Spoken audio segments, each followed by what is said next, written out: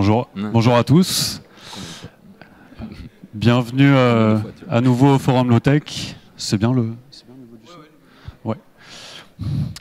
Merci d'être là en si grand nombre pour cette deuxième table ronde sur le thème de la low-tech et de l'industrie. Alors, on va animer cette table ronde avec Émile, mon camarade Émile. Et pour commencer, on s'est dit que ce serait intéressant de redéfinir l'industrie, parce qu'on en parle souvent sans savoir précisément de quoi on parle.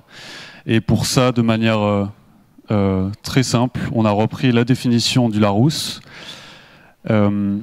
qui nous dit donc que l'industrie, c'est l'ensemble des activités économiques qui produisent des biens matériels par la transformation et la mise en œuvre des matières premières.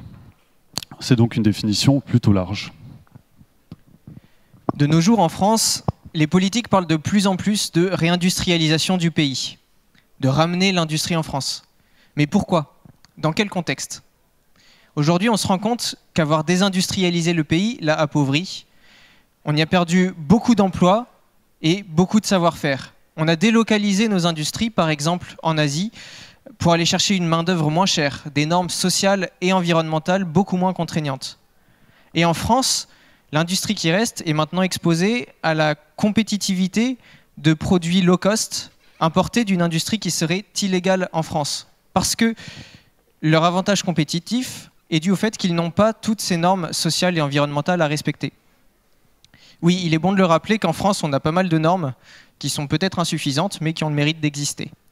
C'est pas forcément par respect pour la nature ou les populations exploitées que les politiques parlent de ramener les industries en France, mais on pourrait y voir un agréable effet secondaire. En réalité, les arguments avancés sont plutôt de l'ordre économique, liés à la création d'emplois, à la souveraineté industrielle et économique. On comprend bien que la réindustrialisation de la France est un enjeu majeur aujourd'hui, et on peut facilement imaginer que ça ne doit pas se faire de n'importe quelle manière. Alors, quel rôle pourrait jouer la low-tech dans un tel processus ? Est-ce qu'on peut imaginer une industrie low-tech ? Est-ce qu'on pourrait réindustrialiser la France en démarche low-tech ? Alors nous, personnellement, on pense que oui, c'est possible. Et on chercherait du coup à se demander quelle forme est-ce que cette industrie low-tech prendrait. En tout cas, c'est la question qu'on va chercher à explorer aujourd'hui à travers cette table ronde. On a le plaisir d'accueillir Lucas Zuffic d'Amerma, Loïc Perrochon de la Beltech et Tanguy Blavin de l'ADEME Normandie. Vous l'aurez remarqué, on n'atteint pas vraiment la parité aujourd'hui avec cette table ronde. On sait bien que ce n'est pas du tout représentatif et on s'en excuse, c'est pas volontaire. Mais en tout cas, au niveau de l'échange du public qu'on aura à la fin avec vous, on cherchera à atteindre la parité en donnant autant la parole aux femmes qu'aux hommes. Et d'ailleurs, on vous remercie d'avance pour votre participation à cet échange. Avant de rentrer pleinement dans le vif du sujet, on vous rappelle que cette table ronde est enregistrée et qu'elle sera disponible sur la chaîne YouTube de Centrale Nantes. On va donc commencer. Merci à vous trois pour être venus aujourd'hui pour cette table ronde. On souhaiterait pour commencer que vous vous présentiez et ainsi que vous présentiez également votre activité et le lien qu'elle peut avoir ou qu'elle a avec la low-tech. Bonjour à tous. Donc je me présente, Lucas Zuffic, je suis un ancien de Centrale Nantes. J'étais ingénieur naval, d'où la photo très professionnelle sur un bateau. Et puis ensuite, j'ai eu un parcours classique, prise de conscience écologique. Je me suis beaucoup informé, beaucoup formé. Et je me suis intéressé forcément par ce prisme à la low-tech, et notamment à la philosophie low-tech et son potentiel vraiment profondément transformateur au niveau environnemental, économique et social. Donc, comme on en a beaucoup parlé aujourd'hui. Et surtout, son potentiel transformateur dans le sens d'un passage à l'échelle. En fait, comment on fait pour faire passer à l'échelle des idées low-tech qui sont vraiment très intéressantes. Et donc, c'est ce dont on va parler aujourd'hui, la réindustrialisation dans une démarche low-tech. Et c'est ce à quoi on s'intéresse avec Amerma. Donc Amerma, c'est une association qui est basée à Marseille, qui est assez récente, qui date de 2022. Et pour la promotion et le développement de ce qu'on a appelé des écosystèmes industriels low-tech, donc notamment sur le territoire de Marseille et de la Provence. Donc concrètement, en fait, ce qu'on fait avec cette association, c'est qu'on accompagne des projets qui sont vraiment nécessaires à une transition écologique et sociale sur le territoire, donc qui sont vraiment d'utilité déjà. Et en fait, on accompagne ces porteurs de projets dans leurs besoins industriels. C'est-à-dire que c'est souvent des porteurs de projets qui sont un peu isolés, qui ont des très bonnes idées, mais qui ont un besoin justement de faire un passage à l'échelle industrielle. Et donc, en fait, ce qu'on fait, c'est qu'on crée des communautés d'acteurs donc, qui portent ces projets, qui ont des besoins industriels communs. On essaye d'identifier avec eux des besoins qui sont vraiment communs et d'y répondre avec une démarche low-tech, donc notamment en passant par la mutualisation de solutions. Donc voilà, des besoins concordants, des besoins communs, puis ensuite des solutions communes. Donc on aura l'occasion de revenir sur quelles sont ces solutions. Mais aujourd'hui, c'est ce qu'on fait, c'est essayer de mutualiser des solutions pour permettre à ces projets de passer à vraiment une échelle qui soit intéressante pour la transition du territoire. Bonjour à toutes et à tous, Loïc de Label Tech. Je suis également ingénieur avec un parcours industriel en début de carrière dans l'industrie automobile, aéronautique et beaucoup sur les systèmes de production et systèmes de management. Et puis je suis aussi un ami de longue date d'Arnaud Créteau de Néoloco. Et il y a quelques années, je suis passé chez Arnaud à un moment où il venait de lancer son activité de Néoloco et il avait son premier four solaire. Donc pour ceux qui ne connaissent pas Néoloco, c'est un boulanger torréfacteur en Normandie qui fonctionne avec un four à concentration solaire, une light fire. Et Arnaud avait un four autoconstruit qui était trop petit. Et il m'a dit, il va falloir que je me construise un four plus grand parce que c'est pas suffisant pour alimenter une activité économique viable en France. Donc il me faut un four plus grand. Et là, ça touchait aux limites de l'autoconstruction. J'ai dit à Arnaud, écoute, toi, t'es pas chaudronnier, la mécanique, c'est pas ton métier. Concentre-toi sur le développement de Néoloco. Et puis peut-être confie la réalisation de ton four, donc la reconception sur un modèle plus grand, et puis la réalisation à une PME de chaudronnerie locale. Et je lui ai présenté une PME avec laquelle je travaillais en tant que consultant, qui est CPM Industrie, à côté du Havre. Et c'est là que tout le projet de Label Tech est né, puisque CPM Industrie, donc représentée par Élise Auters, la gérante de cette PME, qui fait partie également de Label Tech, a conçu et industrialisé un four en partenariat avec une société finlandaise qui s'appelle Solar Fire Concentration, un four light fire de 11 mètres carrés qui est le four aujourd'hui utilisé chez Néoloco. Et donc on a fait ça en plein Covid, pendant le premier confinement. Et puis suite à ça, on s'est dit on va aller plus loin maintenant qu'on a un modèle reconçu et qu'on peut répliquer avec des moyens industriels. Et ben répliquons le modèle économique de Néoloco et lançons des artisans torréfacteurs solaires partout en France. Et c'est de là qu'est né ce projet. Ensuite, avec Label Tech, on a souhaité aller plus loin en se disant prenons d'autres low-tech et faisons la même chose. On va prendre une low-tech, on va la dimensionner pour qu'elle puisse alimenter une activité économique viable en France, la certifier CE, rendre l'équipement assurable, par exemple, et puis inventons les nouveaux savoir-faire autour de cet équipement pour pouvoir le répliquer partout en France. Et puis lançons des nouveaux modèles économiques réplicables partout en France.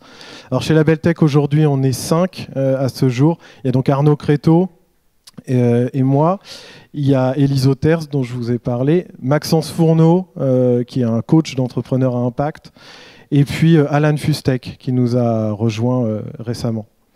Voilà, je vais passer la parole à Tanguy. Bonjour tout le monde.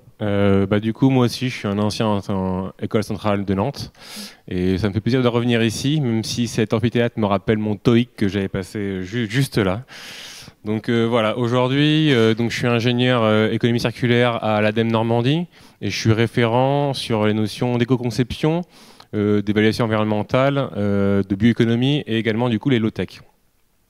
Et du coup mon rôle lié au low-tech, c'est un peu pour faire suite en fait à toute la démocratisation qu'il y a pu avoir avec Philippe Biwix et son livre L'âge des low-tech, qui d'ailleurs on aura la chance de pouvoir le voir ce soir. Également tous les travaux du Low-Tech Lab pour ne citer que. Disons que les pouvoirs publics se sont aussi emparés de ce sujet-là. Il y a eu différents appels à manifestation d'intérêt en Ile-de-France en 2020-2021. Et donc dans ce cadre-là, la Normandie a également lancé un appel à manifestation d'intérêt en 2022 avec plus de 23 projets et donc 9 lauréats, dont un qui se situe à ma droite. Et 264 000 € de subventions qui ont été accordées, et un appel à projet en 2023 avec cette fois-ci encore 41 projets et 13 lauréats. Donc ça montre vraiment la prise en fait de ce genre de projet, et qu'il existe des projets en fait qui sont vraiment concrets et déployables. Et bien sûr, ce genre de démarche continue, parce qu'il y a également donc l'Île-de-France, la Normandie, mais également en Bretagne, au PACA, il y a des expérimentations également en Martinique, un appel à projet, et bientôt en Bourgogne-Franche-Comté. Voilà, je vais m'arrêter là. Merci pour ces présentations. Vous aurez sûrement observé à travers ce forum que l'approche low-tech ne se restreint pas seulement à traiter de technique ou bien de technologie. Ça relève plus d'une démarche, comme on cherche à vous le faire découvrir à travers cette journée.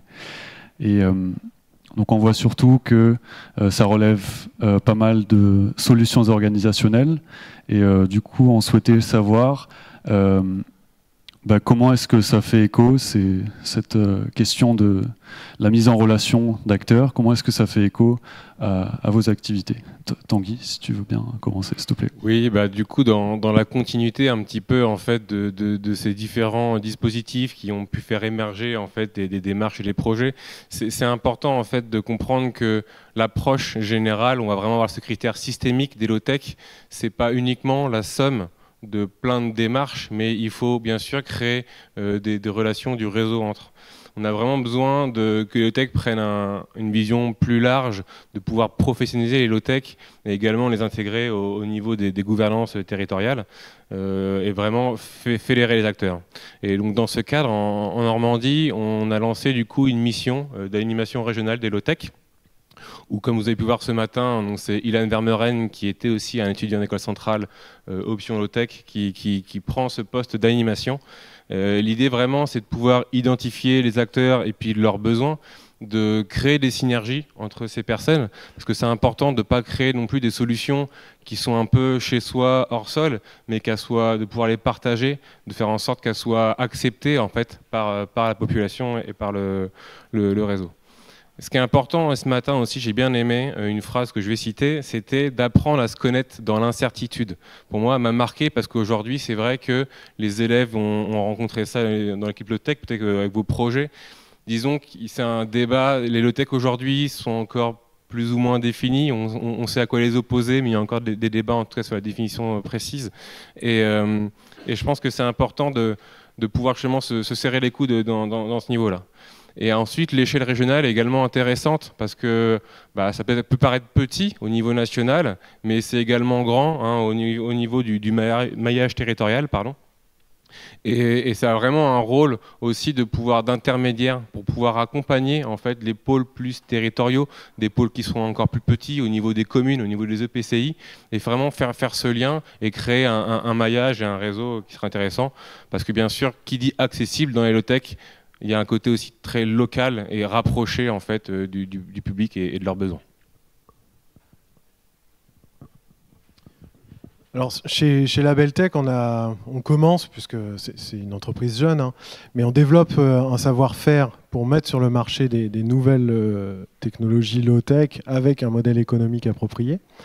Et pour ça, on s'appuie systématiquement sur une expérimentation locale. Donc, on va identifier des partenaires. Alors pour illustrer ça, que ce soit très concret pour vous, je vais prendre l'exemple du projet lauréat de l'AMI 2023, pour le coup de l'ADEME en Normandie, qui est un pyrolyseur de biochar, qu'on est en train de développer. Alors pour ceux qui ne connaissent pas le biochar, je vous invite à regarder sur internet un petit peu plus tard, BIOCHAR, le biochar. Et donc ce pyrolyseur de biochar, un des points clés avant de se dire on se lance dans la conception du pyrolyseur de biochar, c'était trouver un modèle économique qui va marcher avec ce pyrolyseur de biochar. Et pour ça, on a cherché autour de nous, sur notre territoire, et on a identifié plusieurs partenaires sur le projet. On a identifié Carlotech, que vous retrouverez sur un stand du forum aujourd'hui, qui a commencé à travailler sur le biochar avant nous et qui va pouvoir accompagner les utilisateurs du pyrolyseur sur la certification du produit biochar pour pouvoir vendre des crédits carbone, ce qui est un enjeu essentiel pour la réussite du projet. Et puis on a identifié rapidement que le biochar, en fait, se vendait pas si cher, qu'il faudrait fabriquer produire des grandes quantités de biochar pour que le modèle économique soit viable en France. Alors on a essayé de prendre les choses sous un autre angle. On s'est dit, ok, quels déchets on peut transformer pour faire du biochar? Et on a cherché des déchets de biomasse qu'on pourrait transformer. Et en fait, le gain économique se trouvait plus là. Et la vraie poche était là, puisqu'on a décidé de s'attaquer aux tailles de haies en particulier, c'est-à-dire aux déchets verts de taille intermédiaire. Trop gros pour être compostés, mais trop petits pour être valorisés en bois de chauffage. Donc à partir de là, on a commencé à tirer le fil. Ok, qui génère des déchets de taille de haie? On est arrivé près de chez nous rapidement sur les ESAT, donc les établissements de santé et d'aide par le travail de la métropole de Rouen, dont l'activité Espace Vert est la première activité de cet ESAT, et c'est également d'ailleurs la première activité des ESAT en France, en règle générale. Il y en a 1500 sur le territoire des ESAT.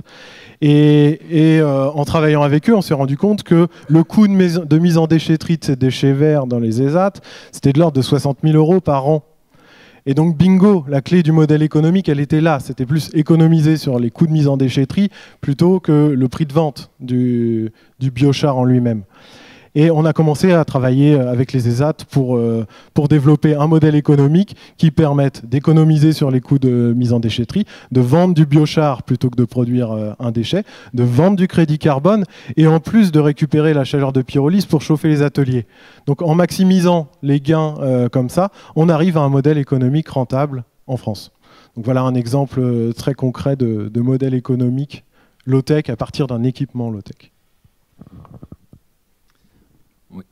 Merci. Oui, alors nous, chez Amerma, la solution organisationnelle et la mise en réseau, elle est vraiment au cœur de notre approche. L'ADEME, d'ailleurs, a publié une étude qu'on a rédigée qui s'appelle « Étude d'opportunité de déploiement d'écosystèmes industriels low-tech ». À nouveau, on parle d'écosystème. Donc vraiment, ça signifie qu'on va mettre en commun des compétences et des besoins et des solutions portées par des acteurs qui sont très diversifiés. Aujourd'hui, du coup, nous, on travaille sur des secteurs. Donc, si je prends un exemple aussi en particulier, notamment un exemple qui est présent au Forum Low-Tech, sur le réemploi de matériaux de construction, sur l'éco-construction. Évidemment, c'est un besoin énorme aujourd'hui, la rénovation énergétique des bâtiments et ce genre de choses. On a des acteurs, des porteurs de projets qui ont des idées qui sont très intéressantes et qui aujourd'hui ont besoin d'équipements industriels, d'espaces industriels pour faire un passage à l'échelle de leurs solutions. Nous, par exemple, en Provence, il y en a pas mal et ils ont besoin de ces espaces industriels. On peut citer notamment une scope qui s'est montée sur ce sujet qui s'appelle Tetris, qui est dans le Var. Et nous, l'idée, c'est de faire un peu pareil, c'est-à-dire qu'en fait, de ces multiples acteurs, comment on peut faire pour identifier des besoins communs et ensuite y répondre. Donc l'idée, nous, l'objectif à terme, c'est de concevoir et de développer des manufactures productives mutualisées entre les différents industriels du même secteur qui auraient du coup accès à des équipements auxquels ils n'auraient pas accès s'ils restaient tout seuls dans leur coin. Donc en fait, cette mise en réseau et cette mise en commun, l'étude des synergies possibles, elle est vraiment, vraiment au cœur de notre approche. Et avant de pouvoir développer ces manufactures productives, il faut d'abord qu'on mette en réseau ces acteurs parce que cette identification de besoins communs, elle va permettre de développer après des solutions low-tech parce qu'elles seront résolument utiles. Elles répondront expressément aux besoins qui ont été vraiment identifiés. Donc ça, c'est une première chose. Ensuite, forcément, on va parler de solutions organisationnelles parce que dès qu'on parle d'un espace mutualisé avec des machines mutualisées, il va falloir parler de gouvernance, il va falloir parler potentiellement d'intérêts différents. Et donc forcément, on va se confronter à des problématiques qui vont être plus d'ordre organisationnel que d'ordre technique à terme. Voilà à peu près. Donc sur cette synergie. Ah oui, ce que je voulais dire aussi, c'est que dans ce terme écosystème, forcément, c'est-à-dire qu'on ne va pas parler uniquement à des acteurs économiques et des acteurs industriels, mais qu'on va se confronter à des problématiques qui ont notamment été traitées dans la table ronde précédente, des problématiques au niveau de la formation. Donc aujourd'hui, on va travailler aussi avec des instituts de formation qui sont présents sur le territoire. Donc nous, on a la chance avec Aix-Marseille Université, on a Polytech Marseille, on a une école ETRE, donc c'est les écoles de la transition écologique. On va travailler aussi avec des instituts de recherche parce que forcément, il va y avoir des thématiques de recherche qui vont émerger et qui vont pouvoir être traitées par des laboratoires de recherche. Donc voilà, on travaille avec évidemment les institutions publiques aussi, donc comme l'ADEME, mais d'autres aussi, donc la DREETS, la CCI, voilà, pas mal d'acteurs publics puisqu'on parle de projets territoriaux. Et puis évidemment les collectivités, puisque dès qu'on va s'intéresser à un problème d'espace industriel à développer, on va toucher à des problématiques foncières et donc on a besoin aussi d'avoir les enjeux politiques des différentes collectivités pour qu'ils puissent nous aider sur ces questions et pour développer ces manufactures. Donc forcément, dès qu'on va parler de développement de potentielles solutions low-tech, on va devoir toucher à une mise en commun, à un réseau. Voilà, donc forcément, c'est des solutions organisationnelles qu'il faut traiter avec énormément d'acteurs. Je complète un petit peu juste le propos de Lucas. Là, on parle vraiment d'expérimentation territoriale et donc du réseau local pour arriver à faire émerger ces solutions low-tech et ces modèles économiques low-tech. Mais l'enjeu pour répondre à la table ronde industrie, ensuite, ça va être un fort potentiel de réplicabilité sur l'ensemble de la France. Et donc, si je reprends cet exemple de Biochar, une fois qu'on a réussi à créer le modèle avec un ESAT, 2 ESAT, en Normandie, puisqu'il y en a 1500 en France, il va falloir s'organiser pour répliquer ce modèle. Donc là, l'approche industrielle, en tout cas sur le déploiement massif d'équipements low-tech, c'est on a identifié un besoin sur un territoire, on a su y répondre, il y a des besoins similaires sur d'autres territoires, on va pouvoir y répondre de la même façon ou avec des petites adaptations. Et on reviendra ensuite sur le mode de production des équipements low-tech, qui lui aussi touche beaucoup à l'industrie. Merci à tous pour ces témoignages.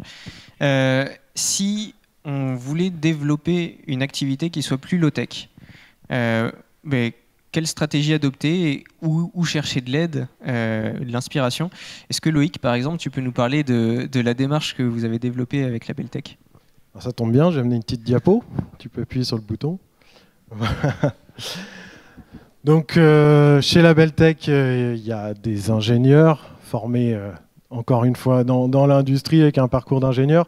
Donc nous on a théorisé un peu notre savoir-faire après l'avoir mis en pratique pour en faire un processus de professionnalisation des low-tech avec des outils à chaque étape en face. Et on a même repris, alors c'est pas forcément de la provoque, mais on a repris le terme de Google de design sprint, qui permet de designer des modèles économiques rapidement avant de se lancer. Et d'ailleurs, pour faire le lien avec la table ronde précédente là, sur l'enseignement supérieur, j'anime un module de 3 jours à l'école des mines Paris Tech qui s'inscrit dans un apprentissage par projet. Les étudiants ont plusieurs mois pour produire du verre par concentration solaire. Et moi, j'interviens au milieu de leur projet sur un module de 3 jours pour qu'au-delà de la technique, ils puissent réfléchir aux modèles économiques qu'ils vont réussir à créer à partir de cette low-tech pour produire du verre. Et donc, c'est un design sprint sur 3 jours où on dévoile une ligne, en gros, du processus en utilisant l'outil. Et puis, je leur laisse 2 heures pour le mettre en œuvre. ligne suivante, ils ont de nouveau 2 heures pour mettre en œuvre, etc. Ils apprennent tout un ensemble d'outils que vous voyez sur la droite là, et puis ça leur permet de structurer leur démarche de professionnalisation d'une low-tech en oubliant rien. Alors, vous retrouvez ici des outils assez communs, déjà communément enseignés, du type l'étude de marché. Donc nous, on fait des études de marché avant de mettre une low-tech sur le marché pour être sûr qu'elle sera viable. Et puis, il y a des outils un peu moins communs, comme l'outil TELED qu'on a développé avec Arnaud Créteau. TELED pour tâches énergivores lorsque l'énergie est disponible, et vous pourrez en voir plus sur teled.fr, qui est un outil dimensionné pour adapter les organisations face à une intermittence de l'énergie. Les énergies aujourd'hui sont de plus en plus discontinues. Alors les énergies renouvelables en général sont intermittentes par nature, mais même les énergies fossiles peuvent s'avérer discontinues en période de crise. Hein. On a failli le connaître l'hiver dernier chez nous, mais ça a eu lieu en Pologne, en Allemagne, ou ça a eu lieu en Chine, où il y a eu des délestages tournants sur le réseau électrique en 2021. Donc même l'énergie d'origine fossile peut être discontinue, et on peut adapter des organisations, y compris des organisations industrielles, en utilisant des principes inspirés de la low-tech, mais simplement qu'on va théoriser et traduire en langage industriel. C'est ce qu'on a fait avec TELED. Et aujourd'hui, on se rend compte que ça permet d'adresser des structures de toute taille, puisque des industriels comme Nutriset à Rouen, qui est une entreprise implantée un peu partout dans le monde, s'intéresse à la méthode pour, à ce stade, le répliquer sur l'ensemble des sites Nutriset dans le monde, et il y en a plusieurs dizaines. On parle d'une dizaine d'usines qui pourraient fonctionner en mode TELED, et évidemment des industriels du verre qui s'y intéressent aussi. Voilà, je vais peut-être passer la parole un petit peu. Ouais, merci Loïc pour cette réponse. Du coup, on sait maintenant quelles démarches les structures peuvent appliquer pour appliquer, donc intégrer la low-tech dans leur activité. Mais ça pose maintenant aussi la question du modèle économique. En gros, comment est-ce qu'on peut allier la viabilité économique sans tomber dans une approche consumériste? Voilà la question que j'aimerais poser à Lucas et Tanguy. Lucas, est-ce que tu pourrais commencer, s'il te plaît? Oui, j'ai quelques exemples, en effet. Donc, notamment aussi, ça va répondre d'une certaine façon à la question précédente sur comment on peut transiter vers une activité low-tech. Nous, on a l'exemple en Provence d'une boîte qui fait de la stérilisation et pasteurisation alimentaire, tout ce qu'il y a de plus classique, on va dire, dans l'industrie agroalimentaire. Et ils avaient une machine qui était dont le concept était fait en Italie et la réalisation en Suisse, il me semble. Et en fait, cette machine, quand ils avaient des problèmes de maintenance dessus, il fallait faire venir un technicien. Ils n'avaient pas du tout une maintenance qui était internalisée. Et ça leur coûtait très cher parce que la machine était arrêtée, etc. Et en fait, au bout d'un moment, ils en ont eu marre. Ils ont voulu changer la machine. Quand ils ont regardé les prix pour changer la machine, ils ont dit en fait, c'est un investissement énorme pour une machine qui va arriver et qui n'est pas spécifiquement designée pour répondre à nos besoins à nous, mais elle va être bardée de capteurs, d'options différentes, etc. Donc, ils se sont intéressés à la possibilité de designer eux-mêmes leur machine qui répondrait à leurs propres besoins. Et ils se sont entourés pour ça de partenaires locaux en fait, qui avaient les compétences. Donc, ils ont identifié d'abord des partenaires locaux qui avaient les compétences pour répondre à la demande. Et ils ont travaillé avec ces partenaires locaux et finalement, ils ont designé eux-mêmes leur machine et ils l'ont fabriquée eux-mêmes avec les partenaires. Et aujourd'hui, ils ont une machine du coup qui leur a coûté beaucoup moins cher, qui répond beaucoup mieux à leurs propres besoins.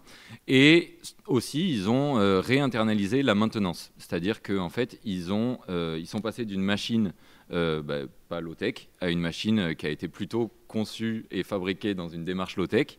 Et ils ont pu, grâce à ça, créer de l'emploi qualifié. Donc, c'est-à-dire que je crois qu'ils ont créé 3 emplois de techniciens et de maintenance pour cette machine. Donc en fait, on travaille avec un économiste qui aime bien dire qu'ils ont rééquilibré la fonction capital-travail, c'est-à-dire que le travail a pris plus d'importance que le capital dans leur modèle économique. Et c'est quelque chose qui est assez intéressant. On voit qu'aujourd'hui, cette boîte a développé finalement leur propre technologie et ont trouvé une viabilité économique juste en en appliquant une démarche low-tech pour monter leur machine, leur équipement industriel. Un deuxième exemple qui rejoint aussi ce que nous, on veut faire avec Amerma, mais à une autre échelle, c'est peut-être vous connaissez les fabriques Make ici. On a une fabrique ici Marseille, à Marseille du coup. Et en fait, l'idée, c'était de mettre à disposition d'artisans des équipements industriels que des artisans seuls ne pourraient pas se payer.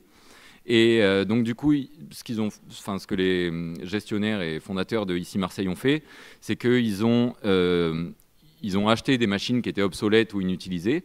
Ils les ont retapées avec les compétences notamment des artisans qui étaient hébergés sur le site. Et tous les artisans qui sont hébergés, contre un loyer, ils ont un espace privé où ils peuvent mettre leurs outils. Mais dans les espaces communs, ils ont accès à des machines qui sont finalement hors de leur gamme de prix s'ils étaient restés tout seuls, quoi. Donc là aussi, c'est une viabilité économique pour les artisans et aussi pour la structure qui, du coup, héberge ces artisans. Chacun y retrouve son compte et finalement, on arrive à développer une activité artisanale. Là, pour le coup, nous, ce qu'on aimerait faire, c'est à peu près la même chose, mais à une échelle industrielle. Donc finalement, en réfléchissant à des démarches low-tech, on arrive à trouver une viabilité économique aussi dans ce sens-là. Et parfois, l'approche low-tech, elle arrive parce qu'il y a un besoin plutôt économique et financier. Et en fait, on peut arriver à implanter des démarches comme ça, quoi. Oui, pour compléter un petit peu cette partie de la viabilité économique, ça dépend aussi de la situation dans laquelle on est aussi aujourd'hui. C'est vrai que l'écosystème low-tech, on va avoir différents metteurs d'action, enfin ceux qui mettent en œuvre. On va avoir certes des acteurs plutôt traditionnels qui sont liés, on va dire, à l'artisanat, qui sont liés également au milieu associatif, avec un côté beaucoup plus un ancrage vraiment local, mais on a également des acteurs plus économiques qui vont vraiment toucher au monde industriel avec un marché qui va être national, voire international. Donc c'est important aussi de comprendre cette notion d'agilité. On voit bien avec l'exemple de Loïc sur l'aspect, la possibilité d'ouvrir de nouveaux marchés et de réfléchir au modèle économique, de nouveaux modèles économiques. Mais on va avoir également les grands groupes, les grandes entreprises qui vont également faire les démarches. J'aime bien citer l'exemple de Decathlon qui a lancé un appel à une recherche de projet d'innovation avec son réchaud low-tech et donc au fonctionnement à charbon, ou également Terraillon qui va plutôt faire des balances non plus électriques mais à base de dynamo et donc vraiment se dissocier, on va dire, de toute la partie énergétique, etc. Donc dans tous les cas, dans la transition, je pense que c'est important d'avoir plusieurs éléments. Le premier point, c'est une ouverture d'esprit. Je pense que c'est important que les porteurs de projets ou les chefs de projet en entreprise aient cette notion-là. Il faut bien sûr également pouvoir s'outiller. Il faut se faire accompagner pour avoir une méthodologie. Parce qu'aujourd'hui, en fonction des situations, on a besoin en fait de pouvoir y aller pas à pas. Je reprendrai un petit peu ce qu'a pu dire tout à l'heure Damien dans la fin de table ronde. Aujourd'hui, les low-tech sont bien sûr un des leviers, mais il y en a d'autres pour essayer de pouvoir prendre en compte les impacts environnementaux au niveau des entreprises. Mais ça se passe également avec de l'éco-conception qu'on appelle peut-être un peu plus aussi avancée. On va commencer à remettre en question le niveau des besoins. Et pour le modèle d'affaires, les modèles économiques, c'est vrai que parfois, il faut réinventer. Parfois, je reprends un peu l'exemple de néolocaux. Aujourd'hui, ils vendent du pain, en fait. Il y a toujours cette valeur ajoutée de nourrir, en tout cas, les personnes. Par contre, il y a tout un fonctionnement au niveau de l'organisation, ces fameuses énergies intermittentes. Comment je m'organise pour que, et c'est un peu ce qu'il avait présenté aussi l'année dernière au forum, comment je m'organise mon travail pour justement rajouter cette contrainte dans mon fonctionnement. Un autre exemple qui est peut-être un petit peu plus limite, mais c'est Killy Kids, qui aujourd'hui est une entreprise qui va plutôt faire des produits pour enfants, pour animer et puis faire des jeux avec des tablettes un peu interactives. Aujourd'hui, bon, je crois que c'est un projet qui est encore en cours de déploiement, mais il propose aussi une tablette totalement déconnectée et indépendante. Donc l'idée aussi, c'est qu'on est en fait sur un fonctionnement où aujourd'hui on a la même pas la même valeur ajoutée, mais le même système de vente, mais qui avec un fonctionnement beaucoup plus low-tech, une approche beaucoup plus low-tech. Donc voilà, c'est après ce que je voulais indiquer. Ben, merci. Est-ce que, pour finir avec les démarches vers une industrie plus low-tech, Loïc, on vous voyait dans ta slide tout à l'heure, tout en bas à droite, le mot usine distribuée. C'est un point qui est assez important dans la démarche low-tech, l'accessibilité des savoirs. Et dans l'industrie, il y a aussi le concept de propriété industrielle. Alors, quelle est votre approche au niveau de l'open source et des usines distribuées ?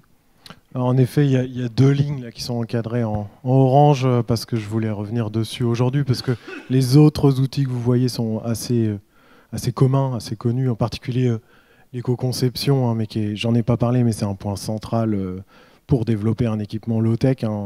Comme on en a parlé dans la table ronde d'avant, on fait systématiquement une analyse de cycle de vie pour s'assurer que les impacts sont limités. Alors pour aller sur la dernière ligne, là il s'agit de produire et de répliquer cet équipement low-tech qui, je vous le rappelle, que ce soit pour le pyrolyseur ou le four solaire dont j'ai parlé ou le rocket stove de la Beltech, sont de conception industrielle et produits avec des équipements industriels. Alors ce sont des équipements industriels assez communs dans la chaudronnerie, hein. Il s'agit de découpes laser, de presses plieuses, de choses comme ça, mais en tout cas, ça n'est pas de l'autoconstruction. Alors nous, pour mettre en œuvre le projet d'usine distribuée, on est parti de 2 constats. Le premier, c'est que l'autoconstruction a ses limites, puisque quand on veut s'appuyer sur un outil pour bâtir son activité économique, que ce soit un artisan ou une PME, c'est quand même mieux d'avoir un équipement certifié CE. C'est bien de pouvoir assurer l'équipement, et aujourd'hui, amusez-vous pour trouver un assureur qui va assurer quelque chose d'autoconstruit. Donc, ça a ses limites, l'autoconstruction. Le deuxième constat, c'est que les sous-traitants industriels, et ça rejoint un peu ce que dit Lucas, on est dans un pays qui est industrialisé, donc il faut aussi s'appuyer sur l'industrie qui existe pour transitionner. Et les sous-traitants industriels aujourd'hui, donc les PME de chaudronnerie comme ces PME industrielles avec lesquelles on travaille, mais il y en a des centaines sur le territoire français, savent produire des pièces à partir de plans que leur transmettent des grands donneurs d'ordre industriels parce qu'ils ont la propriété intellectuelle sur ce plan et ils vont leur dire « fabrique-moi ça sur plan ». Et nos entreprises de chaudronnerie savent produire des pièces de très bonne qualité sur plan. Quand on va un peu plus loin, quand on regarde d'autres modèles économiques et industriels dans le monde, allons en Inde, les chaudronniers en Inde ne vont pas savoir produire sur plan quelque chose avec un niveau de qualité tel qu'on le connaît en France. En revanche, les chaudronniers en Inde vont être capables de produire des objets. Et c'est-à-dire qu'on peut aller demander à un chaudronnier en Inde, peux-tu me faire un hachoir, par exemple ? Et il va vous faire un hachoir. Alors, ça va être avec un niveau de qualité et de fonctionnalité qui ne sera pas acceptable en France. On ne voudra pas travailler avec un hachoir fabriqué en Inde parce que le niveau de qualité ne répondra pas à notre attente. En revanche, il y a peut-être un entre-deux entre notre sous-traitant à nous qui ne sait que travailler sur plan mais qui ne sait pas faire un objet, et puis le chaudronnier en Inde qui ne sait pas lire un plan mais qui sait faire des objets.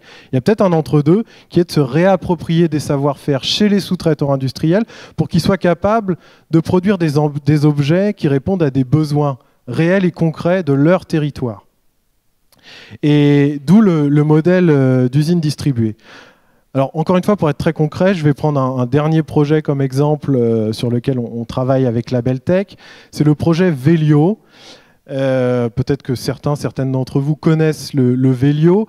C'est un moyen de mobilité intermédiaire qui a été développé par une association à côté d'Orléans qui s'appelle Vélo Solaire pour tous et qui est un produit totalement open source, c'est-à-dire que vous allez sur velio.org, vous pouvez télécharger la nomenclature, les plans, et autoconstruire votre vélo. Vous achetez vos pièces à droite à gauche et vous le faites. Et vous avez un moyen de locomotion de bonne qualité et qui a gagné d'ailleurs l'extrême défi de la mobilité de l'ADEME.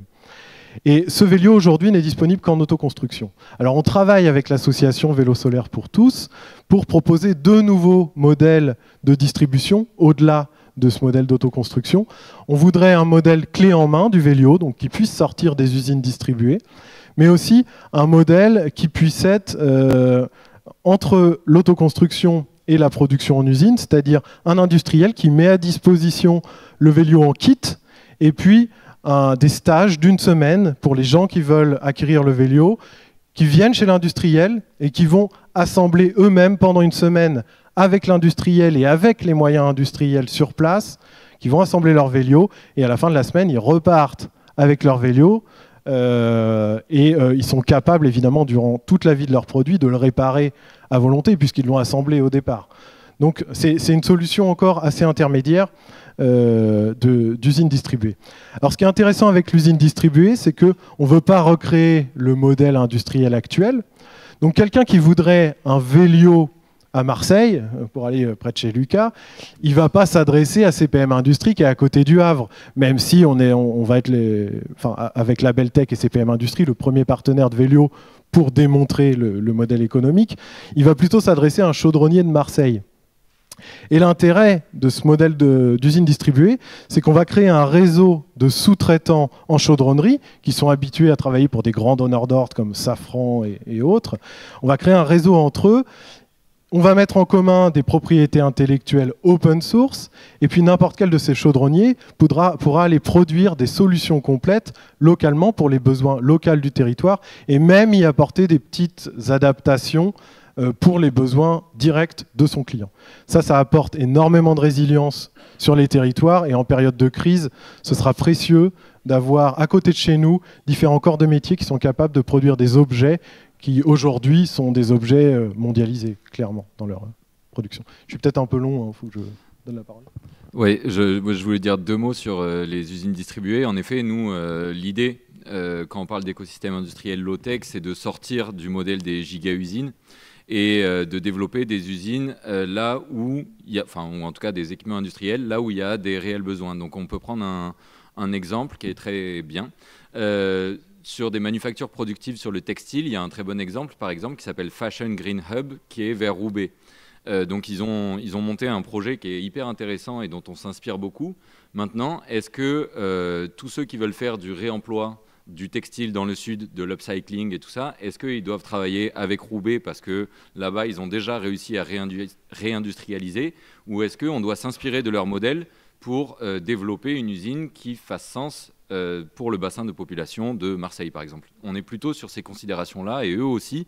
Et j'ai l'impression qu'on est un peu en train de changer justement ces manières de faire en parlant d'industrie low-tech.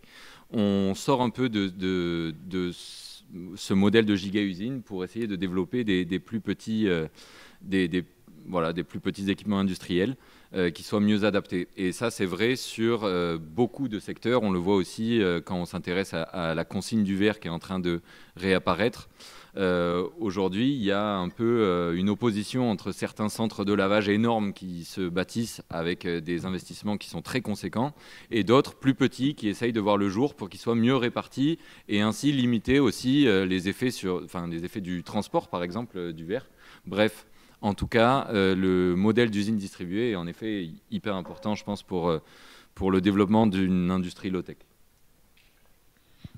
Merci pour ces éléments.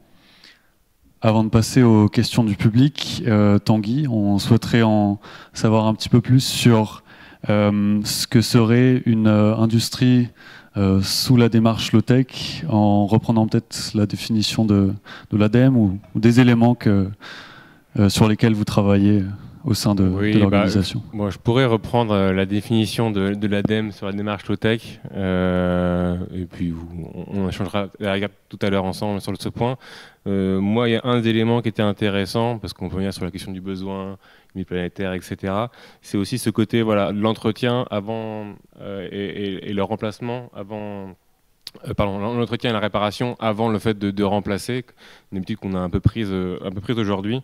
Ça fait du coup un lien également avec la baisse de la complexité technologique.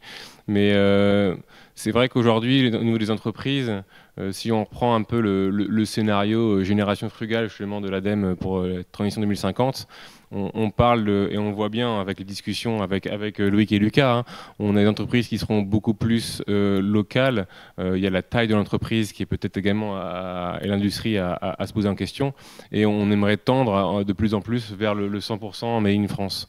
Un des points clés, je pense qu'il faut également, un des points clés que j'aimerais aussi un peu soulever, c'est aussi ce besoin derrière de réparateurs. Aujourd'hui, on voit bien, il y a des études qui montrent qu'à horizon 2030, on va manquer peut-être 10 000 réparateurs sur le secteur le secteur équipement électronique électrique et électronique. Donc je pense qu'aujourd'hui, alors bon, je voulais faire une ouverture pour la table formation, mais en fait c'est plutôt pour compléter un peu également le discours qu'il y a pu y avoir tout à l'heure. C'est important de réfléchir aux métiers qu'on va avoir besoin demain et commencer aussi déjà aussi à mettre en place des formations ou inculquer en tout cas cet état d'esprit au niveau des personnes, parce que bon, l'autoconstruction, l'autoréparation c'est bien, mais on aura aussi besoin de professionnels pour pouvoir nous accompagner à ce niveau-là.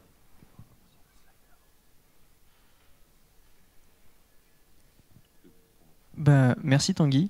On va pouvoir passer aux questions du public. On vous rappelle, comme on l'a dit en début de table ronde, on aimerait bien pouvoir respecter la parité au moins pour cette partie-là. Donc merci pour votre participation d'avance. S'il vous plaît aussi, préparez vos questions pour qu'elles soient assez claires et concises. Et on vous demande aussi de vous présenter, enfin donner votre nom et d'où vous venez aussi. Comme ça, on se connaît un peu mieux. S'il y a une question... Pendant que tu vas apporter le micro, j'ajoute juste un petit mot. Profites-en. En attendant, j'apporte le micro là-bas. Je voulais juste dire que ce qu'on voit à travers la présentation de Lucas et le modèle qu'on développe chez Labeltech, on voit que la low-tech, c'est une opportunité qui offre plusieurs angles d'attaque pour réindustrialiser en France, puisque Lucas a parlé de textile à Roubaix, et là on parle de moyens de production qui répondent à des besoins sur des marchés complètement saturés, très fortement soumis à la concurrence. Donc la low-tech permet d'y répondre. Et puis d'un autre côté, nous, Labeltech, on est plutôt en train d'inventer des métiers et donc de créer des nouveaux marchés. Et la collaboration, l'approche collaborative et la mutualisation des biens, qu'ils soient intellectuels ou qu'ils soient matériels, ça permet à la fois d'adresser des marchés saturés et à la fois d'ouvrir des nouveaux marchés beaucoup plus vite qu'avec une approche concurrentielle. Donc c'est très complémentaire. Voilà. Question. J'y vais.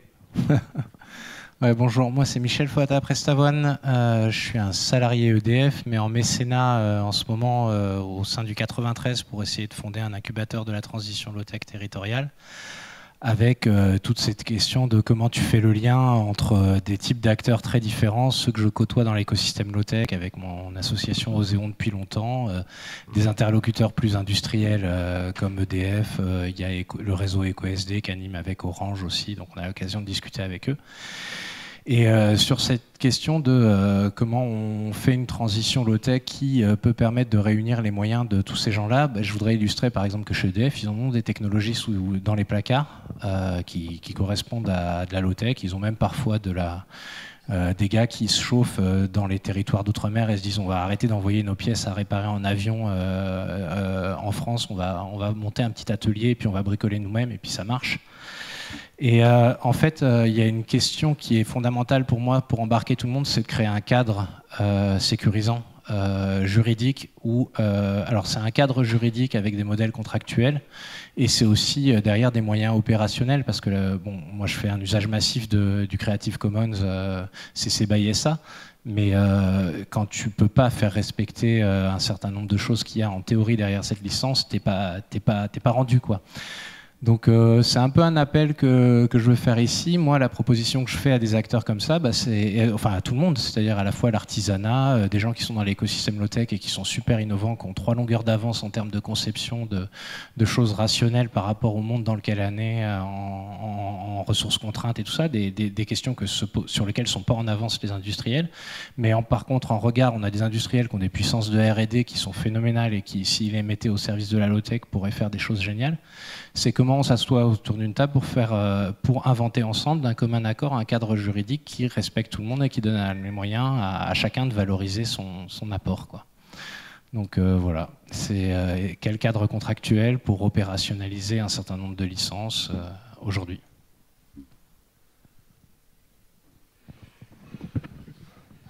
Alors, ouais, non, j'avais un premier élément de réponse, mais je ne suis pas sûr de répondre complètement. Nous, ce qu'on voit là, quand on commence à faire de la mise en commun de besoins identifiés par des acteurs, c'est qu'en effet, il y a une réticence peut-être au début à partager des enjeux industriels avec certains qui peuvent être vus comme des compétiteurs, quoi.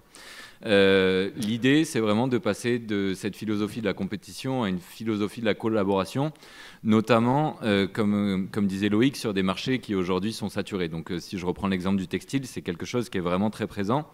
C'est en fait comment on fait pour faire collaborer ces acteurs. Et en effet, même s'ils comprennent l'intérêt qu'ils ont à collaborer, il y a des freins. Et donc, nous, ce qu'on a décidé de faire pour l'instant, c'était secteur par secteur, et avec les acteurs avec lesquels on travaille, d'établir des chartes. Mais, sauf que ces chartes, elles restent extrêmement... avec des avocats et tout, hein, mais elles restent forcément isolées à un certain nombre d'acteurs qui auront signé cette charte et qui auront été à l'initiative, etc.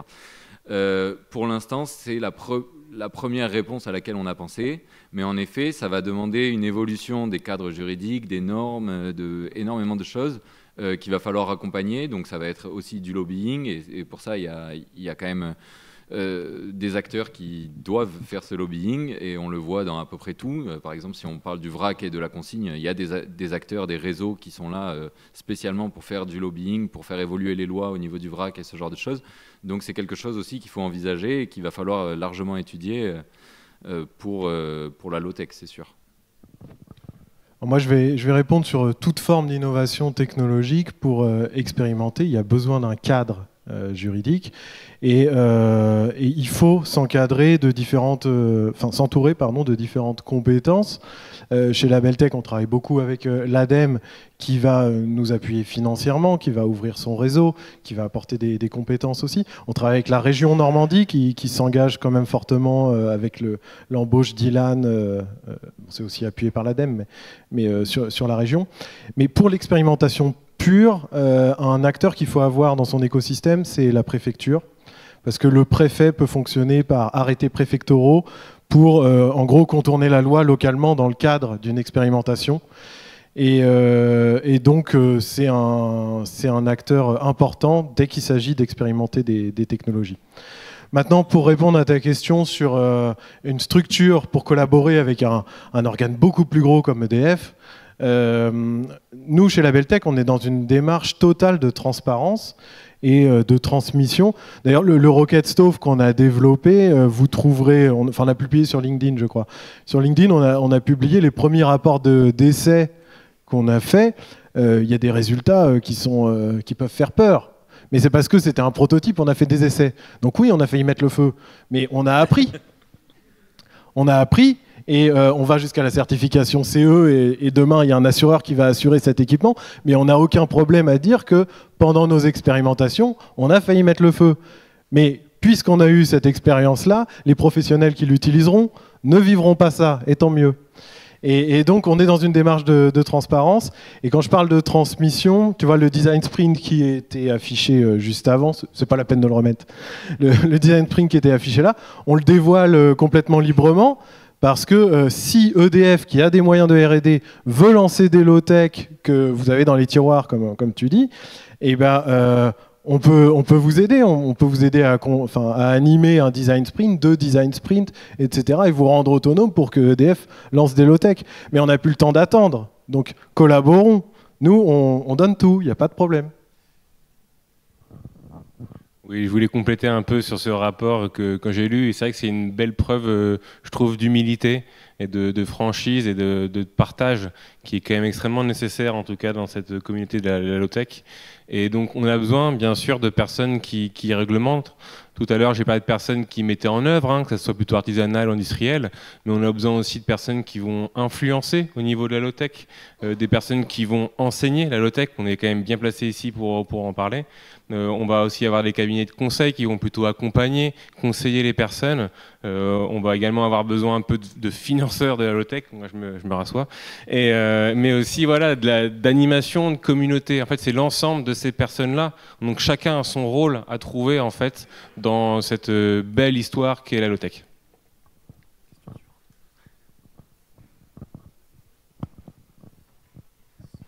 Bonjour, Anne-Charlotte Bonjean, je suis référente low-tech pour l'ADEME au siège à Angers. J'ai une question pour Loïc par rapport à la méthodologie du design sprint. J'ai cru comprendre que vous l'avez développée. Alors c'est une question qui est double. C'est la première, c'est est-ce qu'on peut avoir un petit retour d'expérience de globalement combien d'entreprises ont été accompagnées, quelle est l'ampleur, la taille de l'entreprise, parce que je pense que c'est important de voir qu'on peut toucher différentes tailles d'entreprises et puis les secteurs d'activité aussi pour voir la diversité des low-tech. Et la deuxième question, c'est cette méthodologie, elle est ouverte de ce que je comprends. Est-ce que vous êtes prêt à partager et à co-construire une méthodologie plutôt nationale? Et si oui, on en discutera à la fin. Alors, je me suis peut-être mal exprimé. On n'a pas accompagné d'entreprise avec cette méthodologie. Nous, on l'a déployée 3 fois chez Labeltech et donc on l'a mise par écrit. Et puis, voilà, vous avez une approche, enfin vous aviez, quand c'était affiché, peu importe, une approche relativement scolaire avec l'outil systématique en face. Donc, comme tout ce qu'on apprend en école d'ingénieur, on ne le met pas forcément en œuvre au pied de la lettre une fois qu'on est en entreprise. Mais on a, dans la réalité, utilisé quand même tous ces outils chez Labeltech 3 fois de suite.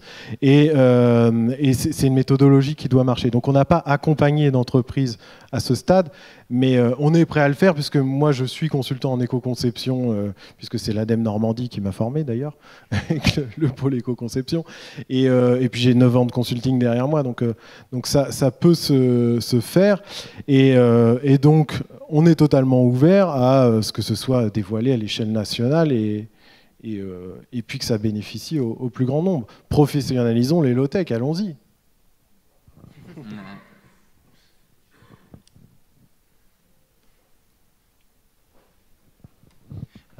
Oui, merci beaucoup. C'est Mika Ruzek de Lyon, je suis enseignant-chercheur à l'INSA. Je suis un peu inquiet quand même par rapport à cette réglementation que vous connaissez sans doute mieux que moi. Je me demande que ces réglementations que maintenant contraintent différents aspects de l'industrie sont arrivées au même moment que la technologie du XXe siècle, le plastique, l'usage de produits uniques, et du coup c'est comme quelque chose qui est en symbiose. Et maintenant on aimerait arrêter une partie mais garder l'autre. En fait on veut garder la même réglementation, mais je trouve qu'il y a quelque chose qui ne va pas ensemble. Est-ce que vous pouvez peut-être en parler? Je réponds. Alors, il est clair que la réglementation, c'est un frein à l'innovation. Maintenant, la réglementation sert aussi à sécuriser les usages en règle générale. Donc, c'est bien de pouvoir la contourner pour une expérimentation. C'est pas bien de pouvoir la contourner à grande échelle, la réglementation. Et c'est pour ça que je parlais du préfet comme acteur important. Et d'ailleurs, l'ADEME doit bien connaître le sujet avec l'extrême défi de la mobilité, parce que mettre un véhicule sur la route qui ne répond pas à la réglementation qui a été complètement construite par l'automobile et les lobbies de l'automobile, aujourd'hui, quand on veut mettre un engin à pédale et qu'on aimerait le propulser à un peu plus de 25 km/h, par exemple, c'est un vrai casse-tête. Et donc, même l'ADEME se heurte à ce problème de réglementation. D'où le besoin de travailler en écosystème avec l'ensemble des acteurs du territoire. Le maire d'une commune peut faire aussi énormément pour expérimenter sur son territoire. Et une fois qu'on l'a prouvé sur un territoire avec l'accord du maire et du préfet, eh ben on va pouvoir étendre un petit peu le champ d'action et puis répliquer. Et puis voilà, une fois que ça devient acceptable socialement, la réglementation doit suivre via les députés. Du coup, je voulais rebondir un peu sur la partie aussi également mobilité. C'est vrai qu'on a un des projets, donc le premier AMI 2022, un des lauréats qui s'appelle du coup l'entreprise Human Mob, avec son projet Waylibus, donc justement avait ces questions aussi réglementaires au niveau de la route. Donc son projet, pour ceux qui ne sont pas au courant, hein, c'est un véhicule à pédales à plusieurs personnes. Justement pour pouvoir faire de la mobilité douce. Bon, ils sont en train de revoir suite à leur analyse de cycle de vie pour le fonctionnement et que plutôt les pédales alimentent justement une batterie. Mais aujourd'hui, ils sont également dans le pôle de compétitivité Next Move et donc ils vont aussi travailler et donc ça fait le lien avec ces fameux acteurs plutôt artisanaux, plus petits locaux et puis les acteurs industriels. En fait, le lien, il y a une passerelle également qui peut se faire entre les deux, mais c'est vrai que la réglementation aujourd'hui, bon, je suis moins le spécialiste sur le sujet-là, mais peut mettre du temps justement à évoluer et c'est important que ces deux petits acteurs puissent se rencontrer, échanger et s'inspirer l'un et l'autre. Hein. C'est-à-dire que les solutions low-tech et des projets intéressants puissent être récupérés ou en tout cas l'idée prise par des plus grandes entreprises et à l'inverse, les plus petites entreprises vont essayer aussi de s'industrialiser et comment gagner un petit peu en économie d'échelle à son niveau territorial ou local.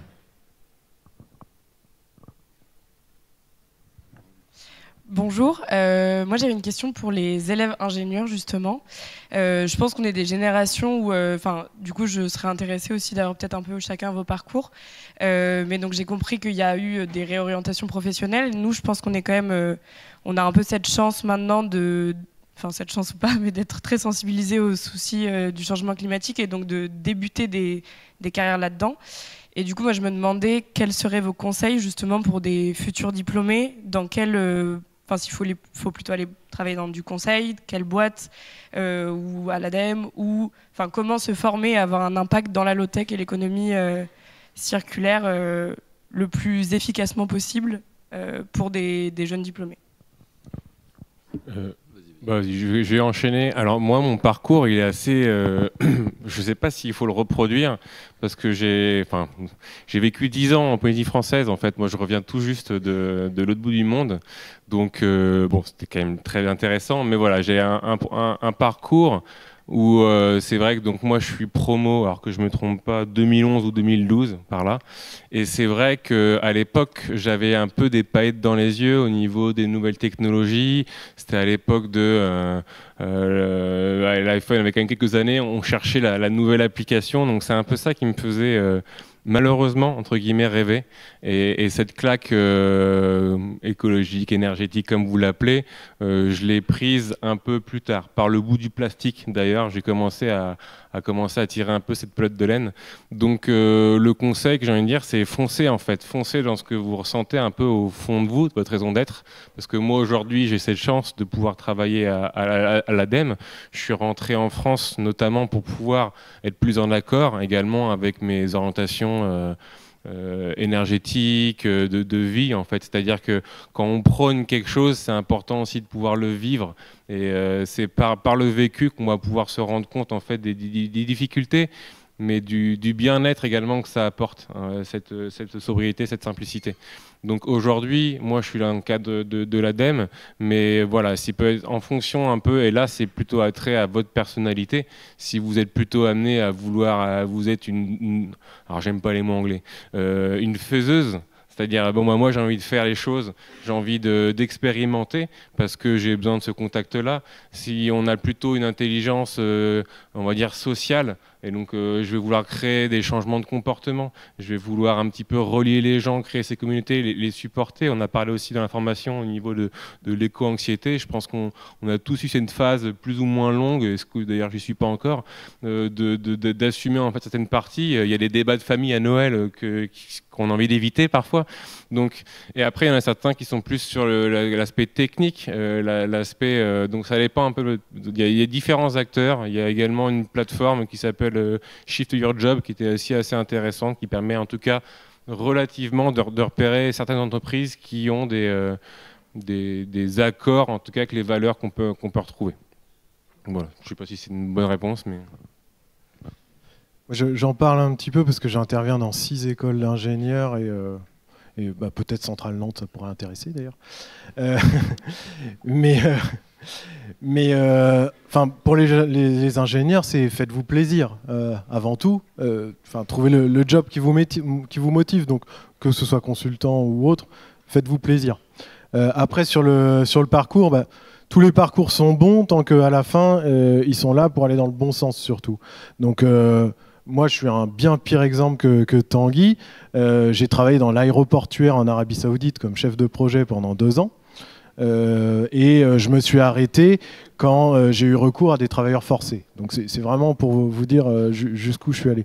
Donc moi, ma claque était plus sociale qu'environnementale au départ. Mais il n'y a pas de mauvais parcours. L'important, c'est à la fin de trouver la bonne direction, quoi. Ouais, je suis assez d'accord. Je pense que c'est donc mon parcours donc Centrale Nantes classique, ingénierie navale classique. J'ai travaillé dans la voile. J'ai travaillé dans la voile un petit peu et puis après grosse prise de conscience, pareil, une claque et puis après j'ai expérimenté plein de choses. J'ai écrit une BD, je pensais pas que j'écrirais une BD. J'ai écrit une BD sur la Convention citoyenne pour le climat. Voilà. J'ai fait plusieurs choses. J'ai fait de la formation, de l'accompagnement dans l'enseignement supérieur pour changer les formations. Là, aujourd'hui, je m'intéresse à la low-tech.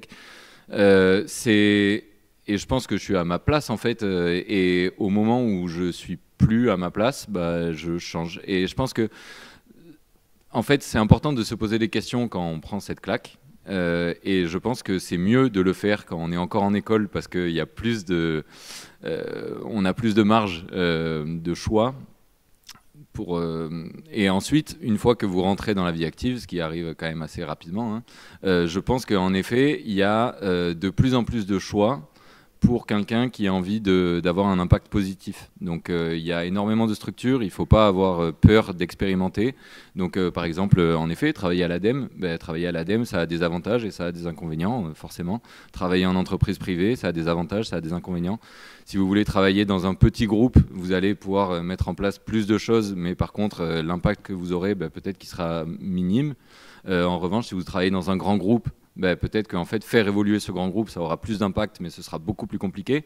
Donc en fait, il y a énormément de choses à faire, il y a énormément de voies à découvrir. Nous, aujourd'hui, on travaille avec une association. Voilà, moi, j'ai l'impression que je suis à ma place aujourd'hui en travaillant avec cette association. Donc vraiment, il faut expérimenter, il ne faut pas avoir trop peur, je pense.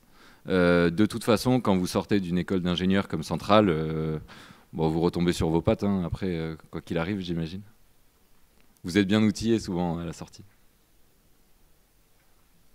Bien, merci à tous pour votre participation. On va s'arrêter là pour les questions du public. Oui, on arrive